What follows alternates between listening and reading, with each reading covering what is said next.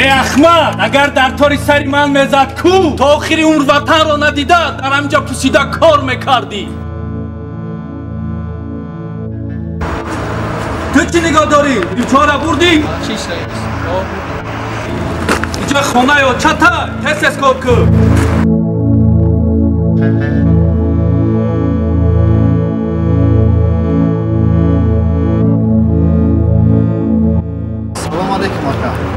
علیکم سلام. اکا جان من یک 2 روز پیش از تاجیکستان آمدم. راستی نه جای کار دارم نه جای خواب دارم. اگر با من شما یگان جای کار پیدا میکردید بسیار کمی ندار میشدم. ای کنی کار کنی جای کار من از کجا به همه شما کار میابم؟ رو اینجا گرنگ نکن. اکا جان التماس یگان جای کار نیست کار نیست. اکا التماس نیست کار نیست.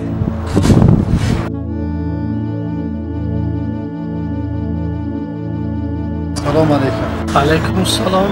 برادر سازی خوبه؟ شکر. رحمت برادر جان من یک 2 روز پیش از تاجیکستان آمدم.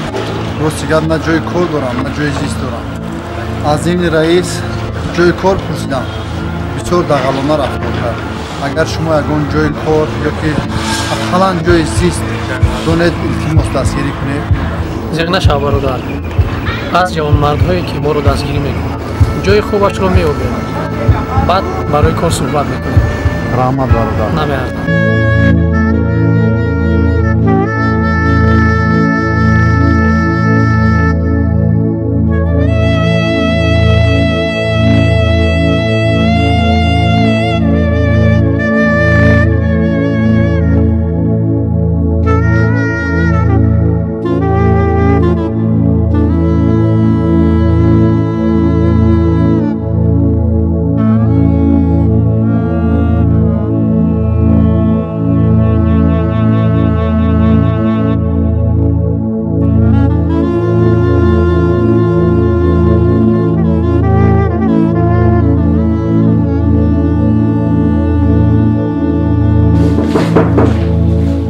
کی؟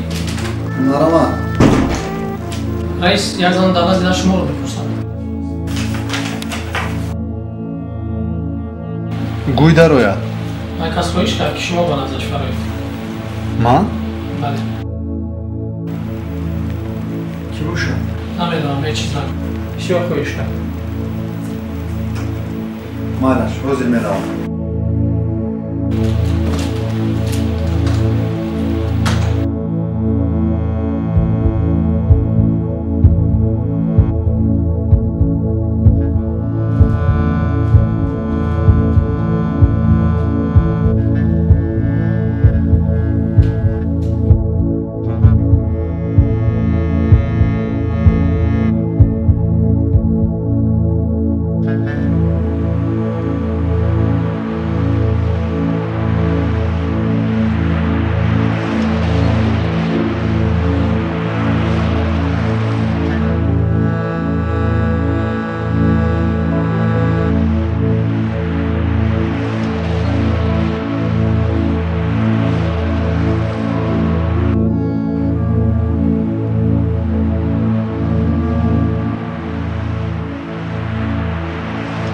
سلام علیکم. و علیکم بسلام.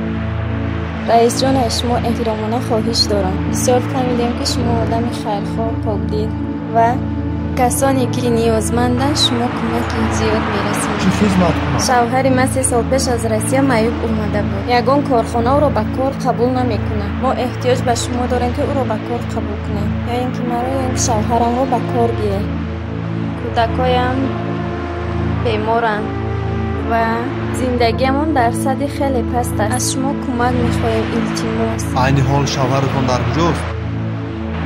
شوهر من انا در آنجاست. بیچاره معیوب است.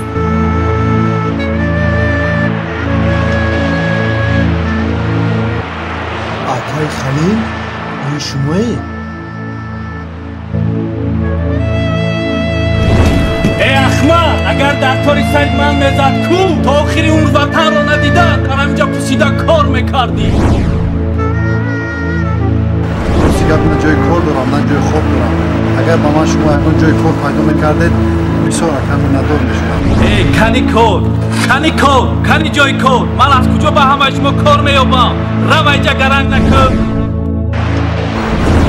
تو چی نگاه داری چه خانه یا چطور کسی از کار کن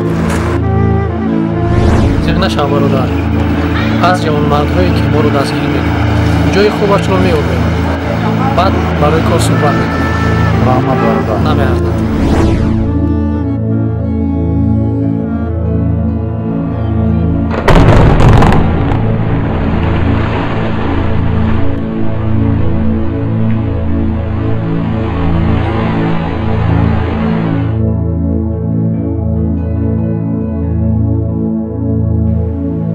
رئیس التماس نه نگویه به خاطر فرزندانم زندگی ما خیلی وزین است مالا شپا جان به خاطر فرزندا چیزی که از دست میاد میکنم اکای خلیل رو نیستا با استاد کوری با کانسول هست بابا جوی کوری نماش بروش میفتن خب مالا شپا جان خداوند نگهبان